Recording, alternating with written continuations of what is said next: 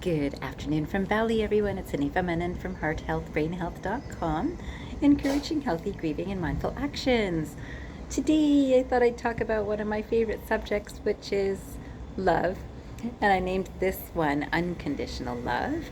So this particular video, I wanted to share again a little bit more about my calling, my journey as Hanifa in this life.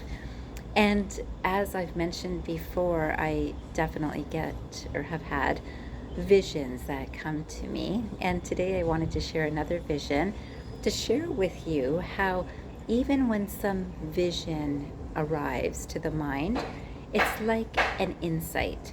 And it's an insight into some life experience. Today, I wanted to talk to you about this vision.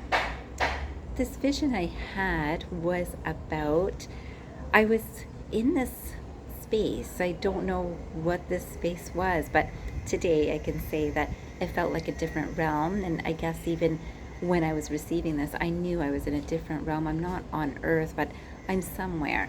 And there's me, who I looked like a marble statue, quite honestly. It was kind of an ivory color. I looked like a statue, but I was real, and in terms of living in some way. And there would be people coming towards me, and I knew that they were very important, powerful people. In fact, this mind knew that they were gods. They were gods. So they had so much abundance in one aspect or another. And they had given in certain places where people had asked. And I was almost like the accountant. So I knew exactly how much they had given. And I'm giving back to them exactly what they've given. And each God that came, I am giving back to them exactly what they've given. And I remember feeling so wonderful that whatever they want, they're going to get from me because I've got everything. And it felt so wonderful until this moment came where in that image of who I am, I thought, I wonder why it has to be so exact. Why is it exactly what they've given is exactly? And I knew it was to, let's say, to the penny.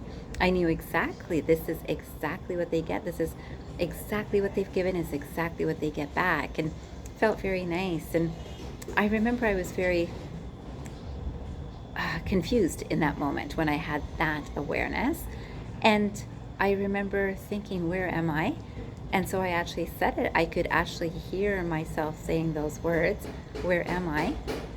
And I got a response from somewhere, and it said, Devaloka, Devaloka. Now I had no idea what that meant. And then I said, who am I? And the answer was Lakshmi, goddess Lakshmi.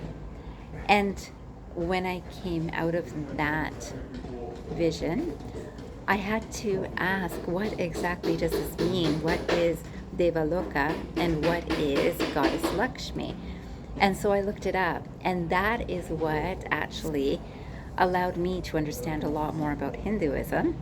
So I have not been brought up in Hinduism, and yet, as I mentioned, I've been very interested in lots of different religions and spiritual traditions throughout my life. But I had been raised in duality and strongly discouraged from looking at things like Hinduism, which worship idols. And it was so interesting. I thought, oh my goodness, how did this come to this awareness? And what does this all mean? And I know that in that moment when I was getting this information in that vision, I said, I would like to just give lovingly. Why is it so conditional that this is what they gave and this is what they get? I would like to just give from love. That's all. Just that because I want to give, because I can. And here I am. Today, I learned so much about Hinduism. I learned about Goddess Lakshmi. And Goddess Lakshmi is actually really revered here in Bali. And Lakshmi as a figure is a goddess of abundance. She's you can definitely read more about her if you'd like. But why is this important to my life here and now is because I do naturally, very easily give from a space of love. And I find it so interesting that this is part of this soul's journey. I also want to make sure that you know that Deva Loka means a realm of gods, the gods. And I didn't know this again when I had that vision, but I did do lots of research after.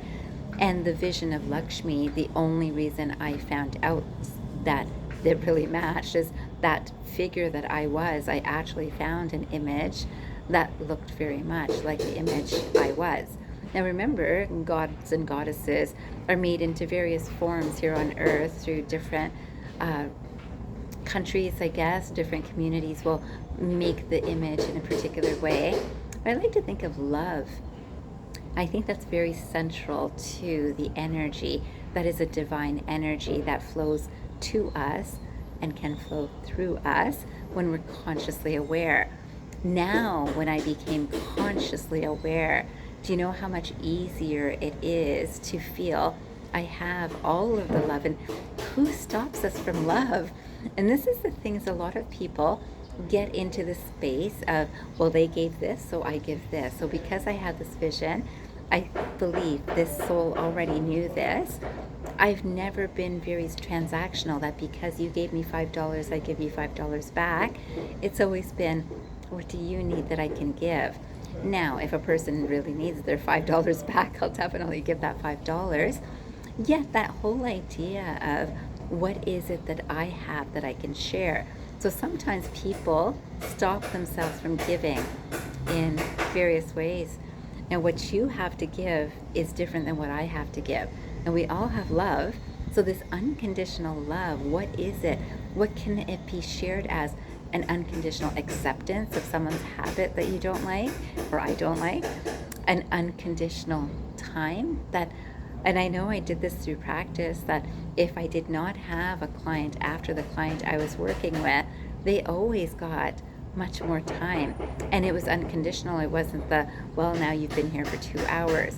When this ego mind became a little bit more strengthened, suddenly, yeah, my need for money went higher, my expenses were higher, and suddenly all of that time was important. And if it became 2 hours instead of 1 hour, I definitely wanted that difference. I wanted the client to pay for 2 hours, and it was understandable.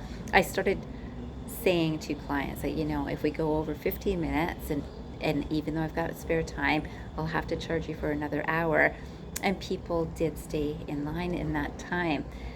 For myself, I realized that was an unconditional love for me, because even though I love the work that I do, it is worth something. It does have a value. And if I minimize the value that I have set on my own work, it's not loving myself. And loving myself is as important as loving others.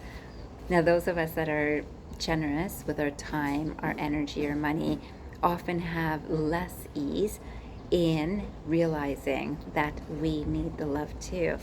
And so, of course, we can give ourselves love by honoring time for ourselves, that this is taking time, this is taking energy, this is taking anything that is valuable to me that I really need. And if I use everything, yes, I have faith that it will come back. Yet that unease that I allow myself to get into, is it necessary? Now, all of us can think in different ways, and some people have so much faith and trust in the unknown that that's never a concern. Sometimes we get into those times that it suddenly becomes a concern, or it seems like a concern. And when that comes into our mind, it's very easy to do what I did. Today, it's been so long that it's been such a blessing to know that what I need does arrive, and I know that it arrives because I put that loving intention into what I give too. That loving intention comes back to me too in all of the ways that I need, and not necessarily all the ways that I want. And this is what I want to make sure that you know too, that yes, I had this vision. My visions, I believe, are not to help just me, although they're definitely helping me. They are to help everyone who I speak with, who I interact with, who I connect with, who I kindle a flame in. And I hope you know that we all help to light each other up with these words of truth. We have enough something to share with another. today I leave you with this thought of awareness that we do all have unconditional love. This is not a non-renewable resource. This is eternal and everlasting. And so today I would encourage you to think of what is the way that I give in unconditional love. And it doesn't matter if it's through prayer, that you pray for everyone and it's through such a loving space. It's not just for show though, and it's not in terms of the amount of time. So if you spend 8 hours praying for peace for the earth, that's fantastic. If you're really focused genuinely on that loving space, because some people make a plan for themselves to do something like this, even some sort of prayer ritual. I'll do this many times, or I'll do this for this many hours. And yet in those hours or that much time, they're not really connected with the divine. It's just like, oh, okay, it's almost that time, just counting the time down, and okay, I've been doing this for this much time. It's not really the connection with the divine, which really is what is the source of the unconditional love. Whatever we need is here for us. Whatever we give from that same divine energy. Today, I hope that you are a conduit for unconditional love in whichever ways that you are able to and willing to. And I am so grateful for you being here today. I hope you have a fantastic day or night wherever you are. And I send you my unconditional love. Have a great day or night, everyone.